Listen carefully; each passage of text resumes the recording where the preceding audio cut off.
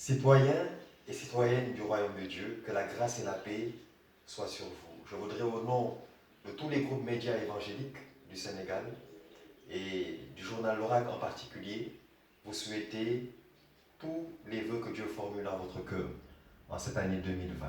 Que retenir de 2019 afin de pouvoir mieux envisager l'avenir de 2020?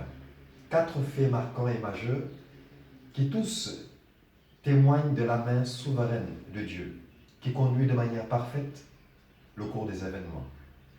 Premièrement, le prix Nobel de la paix. Pour la 2e année consécutive, il a été décerné à un chrétien. Premier ministre en Éthiopie, réformateur exceptionnel, Abiy Ahmed, après le docteur Denis Mukwege du Congo, gynécologue, il lui a succédé en étant le prix Nobel de la paix pour l'année 2019. À l'origine de ce prix, la réconciliation spectaculaire qu'il a opérée entre l'Érythrée et l'Éthiopie, après des décennies de conflits. Un conflit qui a fait plus de 80 000 morts dans ces 2 pays. La paix, c'est ce dont peut-être les églises d'Algérie ont le plus besoin. C'est certainement leur souhait, leur vœu. En effet, depuis plusieurs mois, l'église d'Algérie est persécutée. Elle est injustement privée de sa liberté du culte. Selon le ministre des Affaires étrangères, la recrudescence du courant évangélique serait à la base, à l'origine de la fermeture de ces églises. En parlant de paix, un homme de Dieu s'en est allé en paix cette année.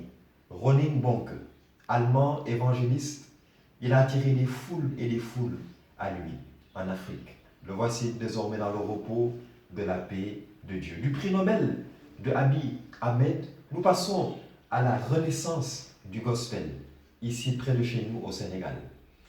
Avec comme ambassadeurs nos frères Sissa et Christophe, ils veulent redonner au gospel ses lettres de noblesse. Avec la sortie de leurs albums Séné Gospel de Sissa et de Laïté, Question de Christophe, ils veulent redonner le sens véritable de cette musique sur le paysage musical mondial.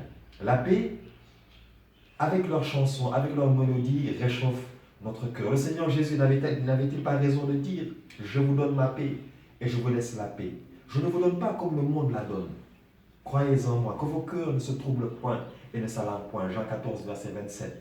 Alors, que la paix de Dieu, qui surpasse toute intelligence, garde vos cœurs et vos pensées en cette année 2020 en Jésus-Christ, selon que l'apôtre le dit aux Philippiens.